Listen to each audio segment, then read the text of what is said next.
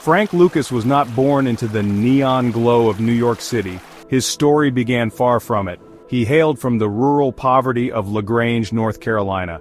Life there was harsh. The shadow of Jim Crow loomed large. Lucas learned early about injustice and racial prejudice. These experiences shaped him. They instilled a deep-seated resentment and a burning desire to escape. This drive defined his future path. Lucas knew he had to leave. He set his sights on Harlem, New York. Harlem was a beacon of opportunity. Bumpy Johnson's death in 1968 left a power vacuum in Harlem. The old guard was fading. The Italian Mafia controlled the flow of heroin and reaped the largest profits. Frank Lucas observed this dynamic closely. He had learned much from Bumpy. He understood the structure of the drug trade.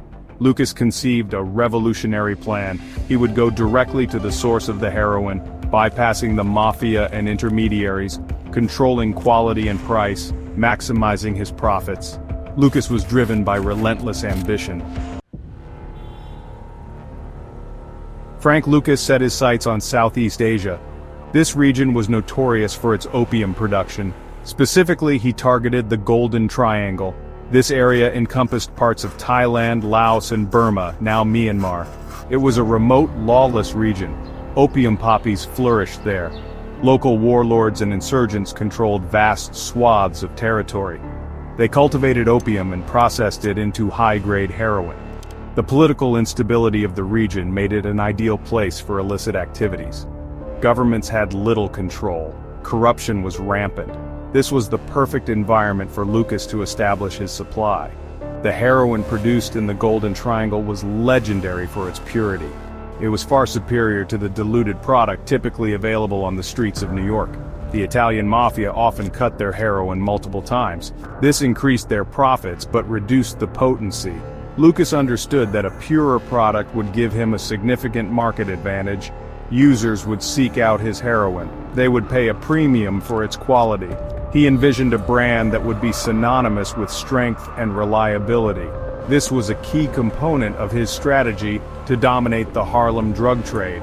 Establishing contacts in a foreign land, especially one as volatile as Thailand, was a monumental task. Lucas was an outsider. He did not speak the language. Once Frank Lucas secured his source in the Golden Triangle, he faced another enormous challenge. How would he transport vast quantities of heroin from Southeast Asia to the United States? Commercial shipping routes were heavily monitored. Traditional smuggling methods were risky and inefficient for the scale he envisioned. Lucas needed a secure, reliable, and clandestine transportation network. His solution was both ingenious and macabre. He decided to exploit the ongoing Vietnam War. He would use U.S. military resources to smuggle his drugs. This was an unprecedented level of audacity. The most infamous allegation surrounding Lucas's smuggling operation is the cadaver connection. It was rumored that he transported heroin in the coffins of dead American servicemen. These coffins were being shipped back to the United States from Vietnam. The story goes that false bottoms were built into the coffins. Kilograms of pure heroin were concealed beneath the bodies of fallen soldiers. This method offered a high degree of security. Military shipments, especially those containing casualties of war, were unlikely to be thoroughly inspected. It was a chilling exploitation of a national tragedy. Lucas himself perpetuated this story for years. Section 5. Blue Magic, Purity and Power on the Streets. With a direct supply line from the Golden Triangle established, Frank Lucas introduced his signature product to Harlem. He called it Blue Magic. This was not just a name, it was a brand. It represented a new standard in the heroin trade. Blue Magic was renowned for its exceptional purity. While street-level heroin sold by competitors was typically only 5 to 10% pure, Lucas's product boasted an astonishing 98 to 100% purity direct from Southeast Asia. He then diluted it but still sold it at a much higher purity than anything else available. This was a game changer. The unprecedented potency of Blue Magic had an immediate and dramatic impact on the market. Heroin users quickly recognized its superior quality. It delivered a more intense, longer-lasting high. Word spread like wildfire through the streets of Harlem and beyond. Addicts flocked to Lucas's dealers. They were willing to pay more for blue magic. They knew they were getting a better, more reliable product. This created intense demand. It also fostered a fierce brand loyalty. Lucas effectively cornered the market. His competitors, with their inferior, heavily cut heroin, simply could not compete. Section 6. An empire built on heroin, structure, and wealth. Frank Lucas did not build his heroin empire alone. He understood the importance of a loyal and reliable organization. He distrusted outsiders. He preferred to work with people he knew. He recruited heavily from his own family and close associates from North Carolina. These men became known as the country boys. They were his brothers, his cousins, his old friends. He believed they would be more loyal to him than city slickers. He trusted their rural toughness. This insular structure made his organization difficult to penetrate. It provided a layer of security against informants and law enforcement. The country boys formed the backbone of Lucas's distribution network. They handled the street-level sales of blue magic. They operated with ruthless efficiency. Lucas established a clear hierarchy. He was the undisputed boss. He made all the major decisions. He controlled the supply. He set the prices. His organization was disciplined. It was well managed. He paid his workers well. This ensured their loyalty. It also minimized the risk of internal disputes. He ran his operation with a business-like precision that was rare in the chaotic world of drug trafficking. The profits generated by blue magic were astronomical.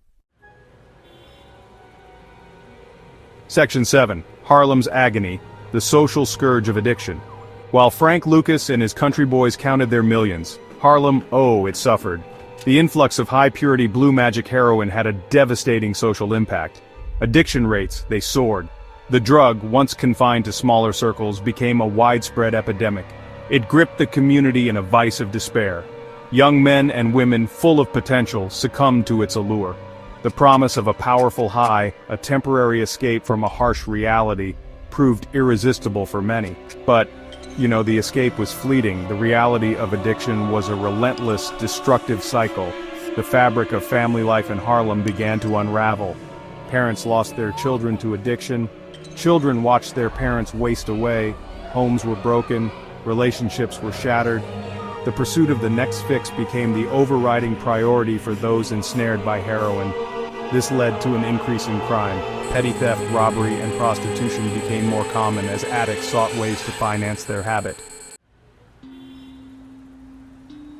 Section 8. The Kingpin's Reign Lifestyle of Excess.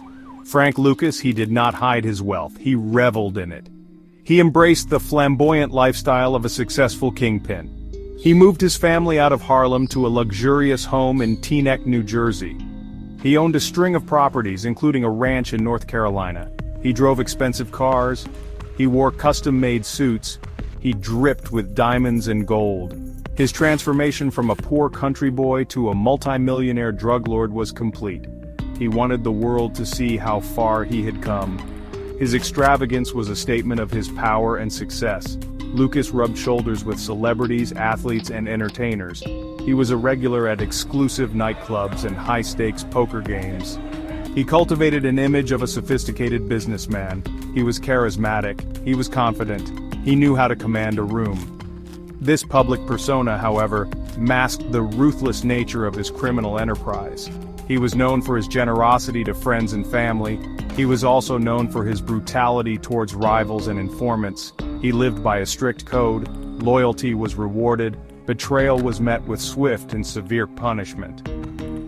One infamous display of Lucas's ostentatious wealth occurred at the Muhammad Ali versus Joe Frazier fight of the century in 1971. Section 9. The Unraveling Investigation and Arrest. The law enforcement community, they were not blind to Frank Lucas's activities. His rise to prominence and the flood of blue magic heroin onto the streets had not gone unnoticed. However, investigating Lucas proved to be incredibly difficult.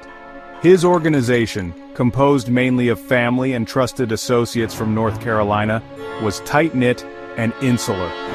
Penetrating this inner circle was a formidable challenge. Lucas was also adept at insulating himself from the street-level operations. He rarely handled drugs or money directly. This made it hard to build a solid case against him. A dedicated team of investigators led by Essex County, New Jersey prosecutor Richie Roberts began to focus on Lucas. Roberts was a tenacious and incorruptible lawman. He assembled a special narcotics task force. They worked tirelessly, gathering intelligence, cultivating informants, and conducting surveillance. They faced numerous obstacles. Corruption within law enforcement was a significant problem. Lucas allegedly had police officers on his payroll. This compromised investigations and endangered informants. Roberts and his team had to operate with extreme caution. They knew they were up against a powerful and well-connected adversary. The breakthrough in the investigation came slowly, piece by piece. Section 10. The End of an Era. Lucas's Legacy and Reflections. Following his arrest, Frank Lucas faced a mountain of evidence. The case against him was strong.